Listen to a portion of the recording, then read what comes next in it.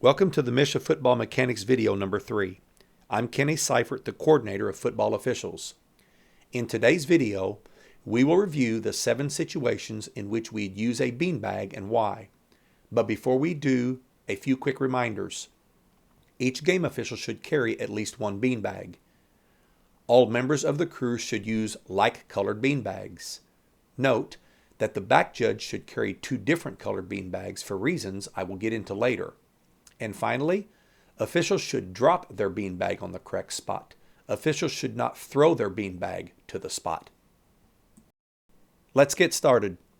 The first situation in which a beanbag should be used is to mark the end of a scrimmage kick in case post-scrimmage kick enforcement is needed. Reference Rule 2:16-2H and 10-4-3. This is one of the situations in which the back judge would carry 2 beanbags.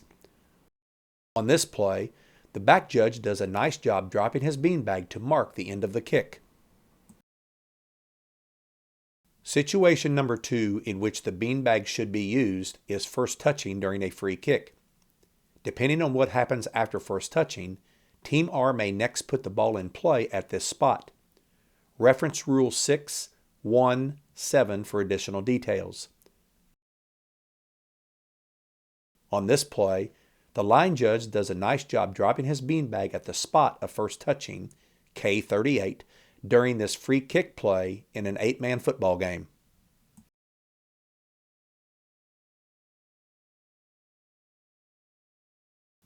Situation number 3 in which a beanbag should be used is first touching during a scrimmage kick. Depending on what happens after first touching, Team R may next put the ball in play at this spot. Reference Rule 6:2-5 for additional details. This is the second situation in which the back judge should carry 2 beanbags. On this play, the spot of first touching by K is the R46. Note there are 3 beanbags down at 3 different spots. The line judge's beanbag is at the R45. The back judge's is at the R43. And the umpire's is at the R46. The back judge normally has primary responsibility for first touching during scrimmage kicks, but since this kick is short and near the sideline of the line judge's side of the field, the line judge may also drop his beanbag. Note that the umpire also has a beanbag down and does pick his beanbag up and move it to the R46. However, we'd like to see the umpire observing players as they move downfield rather than observing the spot of first touching. Hopefully the officials all move their beanbags to the spot at the conclusion of the dead ball action. Situation number 4 in which the beanbag should be used is to mark the out-of-bounds spot if it is necessary for the covering official to go out of bounds to cover the dead ball action.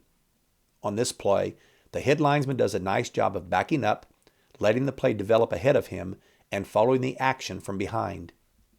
The head linesman does a nice job of being aware of both the end of the run, the B34, and the block by A7, which progresses into Team A's bench area. Since the head linesman believed it was necessary to cover the dead ball action out of bounds, he drops his beanbag at the B34 and then moves to cover the action in Team A's bench area. Overall, nicely done. Situation number 5 in which the beanbag should be used is to mark the end of the run when a runner fumbles the ball. This spot may be needed to determine the end of the related run for penalty enforcement. Reference Rules 2:41-9 and Rule 10. Situation number 6 in which the beanbag should be used is when the momentum exception is in play, as it may serve as the spot where the ball is next put in play. Reference the exception in Rule 8:5-2A. Situation number 7 in which the beanbag should be used is the spot of the ball when there is an inadvertent whistle. Reference Rule 4:2-3. One final note. Oftentimes officials drop beanbags at the spot where Team B intercepts a pass. This is only necessary if momentum is involved. Otherwise, the spot of the interception is meaningless. Please incorporate these guidelines for using your beanbag throughout the season. I hope this video on the use of beanbags has been beneficial to you and your crew. Good luck with your upcoming games.